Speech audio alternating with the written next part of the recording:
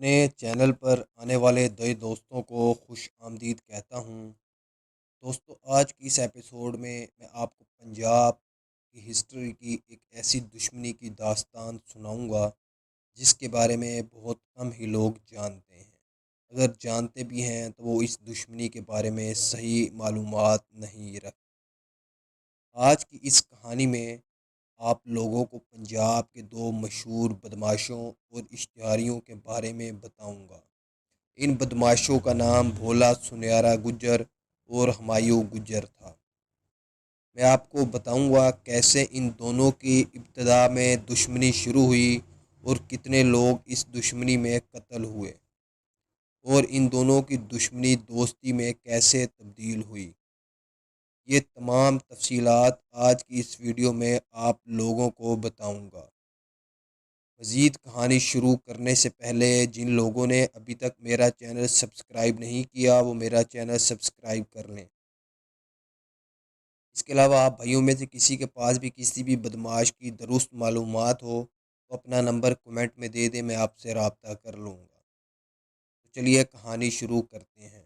دوستو، 90 کی دہائی میں پنجاب میں بھولا سنیارا گجر اور ہمایوں گجر کا نام کسی دہشت سے کم نہیں تھا۔ سرکاری افسروں، جاگیرداروں سے لے کر ہر جگہ ان کا فون اور نام چلا کرتا تھا۔ 1994 میں پنجاب کے ضلع فیصل آباد میں دو گروپوں کی دشمنی چل رہی تھی۔ یہ دونوں گروپ سیاسی گروپ تھے۔ ایک گروپ چودھری شیر علی گروپ تھا جو سابق وفاقی وزیر عابد شیر علی کے والد کا گروپ تھا، اور ایک گروپ بھٹی گروپ تھا۔ یہ دونوں گروپ سیاسی اور مالی اعتبار سے بہت مضبوط تھے، اور ان دونوں گروپوں کا تعلق مسلم لیگ نون سے تھا۔ دوستوں، میں آپ کو بتاتا چلوں، بھولا سنیارا گجر اور ہمایوں گجر دونوں سیالکوٹ کے رہنے والے تھے، لیکن فیصل آباد کے ان دونوں گروپوں کی دشمنی نے ان دونوں کو فیصل آباد آنے پر مجبور کیا۔ فیصل آباد کے ان دونوں گروپوں نے ان دونوں کو اپنے لیے استعمال کیا۔ بھولا سنیارا گجر نے چودھری شیر علی گروپ کے لیے کام کیا، جبکہ ہمایوں گجر نے بھٹی گروپ کے لیے کام کیا تھا۔ فیصل آباد کے علاقے شاہ کوٹ میں شیر علی گروپ نے بھٹی گروپ کی 4 مربع زمین پر قبضہ کر کے اپنے بندوں کو اس زمین پر بٹھا دیا تھا۔ اس سارے گروپ کی سربراہی بھولا سنیارا کر رہا تھا۔ بھولا سنیارا اور اس کے بندوں سے قبضہ چھڑوانے کے لیے پولیس نے کئی ناکام کوششیں کی، لیکن جب بھی پولیس کوشش کرتی تو بھولا سنیارا اور اس کے لوگ پولیس پر فائرنگ کر دیتے۔ ان حملوں میں بھی بھولا سنیارا کے دوستوں سمیت 7 پولیس والے قتل ہو گئے تھے، اور اس میں 3 عام شہری بھی قتل ہوئے۔ اسی عرصہ کے دوران بھولا سنیارا کے ماموں کا سیالکوٹ میں انتقال ہو گیا تھا۔ بھولا سنیارا کے سیالکوٹ جاتے ہی ہمایوں گجر نے بھٹی گروپ کی طرف سے اپنے ساتھیوں کے ساتھ مل کر ان قبضہ گروپوں کے لوگوں پر حملہ کر دیا تھا۔ یہ حملہ اس قدر شدید تھا کہ اس میں راکٹ لانچروں کا بے دریغ استعمال کیا گیا تھا۔ اس حملے میں 11 لوگ قتل ہو گئے تھے۔ اس وقت کے چیف جسٹس آف پاکستان میاں اعظم نے سو موٹو نوٹس لے کر اس قبضہ کی زمین پر آرمی کے لوگوں کو بٹھا دیا تھا، اور علاقے کو نو گو ایریا قرار دے دیا گیا تھا۔ اس علاقے میں کوئی عام بندہ نہیں جا سکتا تھا۔ لوگوں نے اس علاقے سے نقل مکانی کرنا شروع کر دی تھی۔ بہت سے لوگ اس دشمنی کے خوف سے اپنے لاکھوں روپے کی زمین ہزاروں روپے میں فروخت کر کے اس علاقے کو چھوڑ کر چلے گئے۔ دونوں گروپوں نے ایک دوسرے کی ریکی کروانا بھی شروع کر دی تھی۔ جہاں ان دونوں گروپوں کو موقع ملتا ایک دوسرے کے گروپوں کے لوگوں کو قتل کر دیتے تھے۔ ہمایوں گجر گروپ بھولا سنیارا گجر گروپ کے لوگوں کو قتل کرتا، جبکہ بھولا سنیارا گجر ہمایوں گجر گروپ کے لوگوں کو قتل کرتا تھا۔ بات یہیں نہ رکی تھی۔ فیصل آباد شہر میں کوئی بھی غیر قانونی کام ہوتا تو دونوں گروپ ایک دوسرے پر جھوٹے مقدمات اور پرچے کروا دیتے تھے۔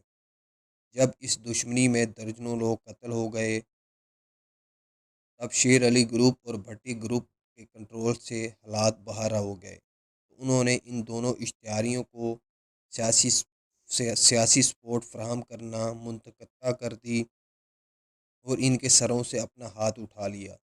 دوستوں، میں آپ کو بتاتا چلوں کہ ساری انفارمیشن سابق ڈی ایس پی مقبول حسین سے لی گئی ہے، جو رشتے میں میرے ماموں لگتے ہیں اور اس دور میں ان کی تعیناتی ضلع فیصل آباد میں تھی۔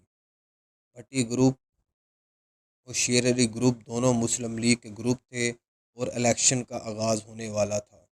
مسلم لیگ نون کے قائد میاں نواز شریف نے زیادہ سیٹیں جیتنے کے لیے ان دونوں گروپوں کے سربراہوں کو اس وقت گورنر ہاؤس میں بلا کر ان دونوں گروپوں کی صلح کروا دی تھی۔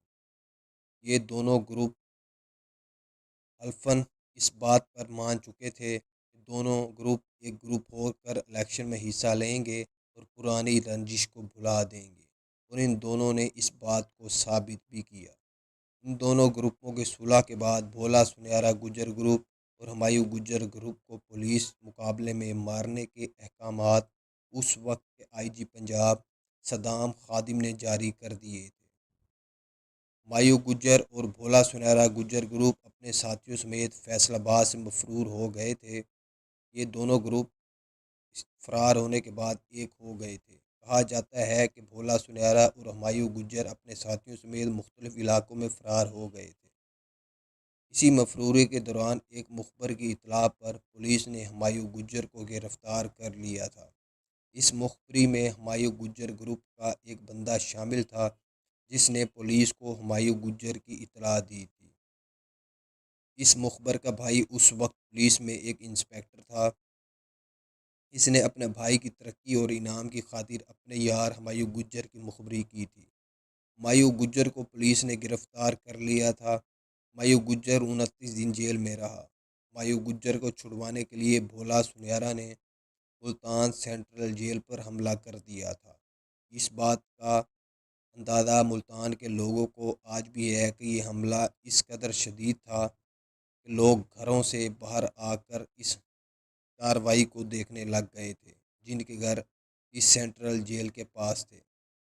یہ پاکستان کی تاریخ میں کسی اشتہاری کی طرف سے جیل پر پہلا حملہ تھا۔ اس حملے میں بھولا سنیارا اور اس کے لوگوں نے 19 کے قریب لوگوں کو پولیس کے لوگوں کو قتل کر دیا تھا اور ہمایوں گجر اور اس کے ساتھیوں کو فرار کروا کر اپنے ساتھ لے گئے تھے۔ اس کے بعد ہمایوں گجر نے بھولا سنیارا گجر کو اپنا مرشد مان لیا تھا اور ہمایوں گجر بھولا سنیارا کو مرشد کہہ کر ہی پکارا کرتا تھا۔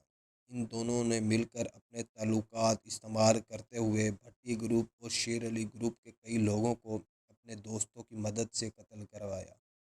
پولیس نے ان دونوں کے سروں کی قیمت 50-50 لاکھ روپیہ مقرر کر دی تھی۔ اس وقت کے آئی جی کے حکم پر ضلع لاہور اور ضلع ملتان کی پولیس نے مل کر ایک آپریشن کا آغاز کیا۔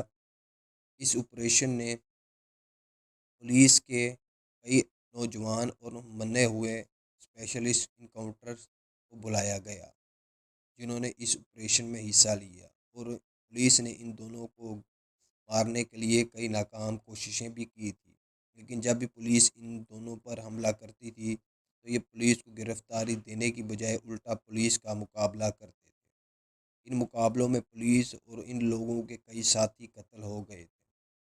اسی عرصہ میں ناجی بٹ کی دشمنی اپنے خاندان میں ہی چل رہی تھی اور وہ بھی کئی قتل کرنے کے بعد مفرور تھا۔ کہا جاتا ہے کہ بعد میں یہ بھولا سنیارا گجر اور ہمایوں گجر کے پاس آ گیا تھا اور انہی کے گروپ میں شامل ہو گیا تھا۔ 90 کے دہائی کے یہ واحد تینوں بدماش تھے جو پنجاب پولیس کی ٹاپ 5 لسٹ میں شامل تھے اور ان کو خطرناک اشتہاری سمجھا جاتا تھا۔ اس دور میں ان تینوں کی P T V news channel پر خبریں بھی چلائی جاتی تھیں۔ پولیس کو اسی عرصہ میں ایک پکی خبر ملی جس کے مطابق یہ تینوں سیالکوٹ کے ایک نواحی علاقے میں موجود تھے، جہاں پولیس نے اپنی قابل ذکر پلاننگ کے ساتھ ان تینوں پر حملہ کر دیا اور اس قدر حملہ کیا کہ یہ تینوں لوگ سنبھل نہ سکے۔ کہا جاتا ہے کہ اس حملے مقابلے میں تمام لوگ ہمایوں گجر، ناجی بٹ اور دیگر ساتھیوں سمیت کئی لوگ قتل ہو گئے تھے، جبکہ بھولا سنیارا گجر کو بھی کئی گولیاں لگی، لیکن وہ زخمی حالت میں بھی پولیس کا مقابلہ کرتا رہا۔ اس میں اس کا دوست اشفاق بھی شامل تھا۔ صرف یہ واحد 2 لوگ بچ گئے تھے جنہوں نے اکیلے تنہا 2 گھنٹے تک پولیس کا مقابلہ کیا۔ بالآخر جب ان کے پاس گولیاں ختم ہو گئی تو پولیس نے ان دونوں کو بھی قتل کر دیا۔ ان دونوں کو قتل کرنے کے بعد اس خبر کو پی ٹی وی نیوز پر بریکنگ نیوز پر چلایا گیا تھا۔